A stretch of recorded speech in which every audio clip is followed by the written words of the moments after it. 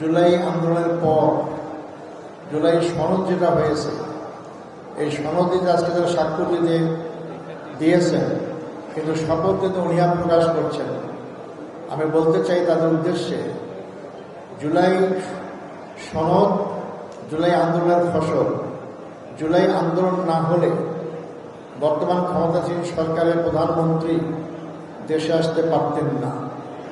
আজকে অনেকে মন্ত্রী হয়েছেন, মন্ত্রী হওয়ার সুযোগ পেতেন না।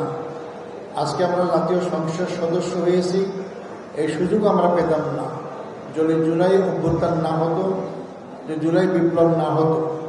তাই জুলাই সনদকে অস্বীকার করা মানে জুলাই বিপ্লবকে অস্বীকার করা। এটা অস্বীকার করা তাদের নিজের অস্তিত্বকে অস্বীকার করা।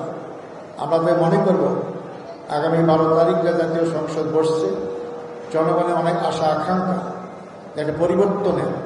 দীর্ঘ 15-16 বছর যারা ক্ষমতায় ছিলেন, এক নায়কতন্ত্র ফ্যাসিস্ট সরকার, যারা অন্য দেশের ডিক্টেটরশিপ দেশ পরিচালনা করেছেন, তাদের হাত থেকে দামাল ছেলেরা, বিশ্ববিদ্যালয় কলেজ স্কুলের ছাত্ররা রক্ত দিয়ে যে আন্দোলন করে পরিবর্তনে আসা, নতুন করে দ্বিতীয়বার দেশ স্বাধীন করলেন, সেই জুলাইয়ের প্রতি আমরা কেউ অশ্রদ্ধা না করি।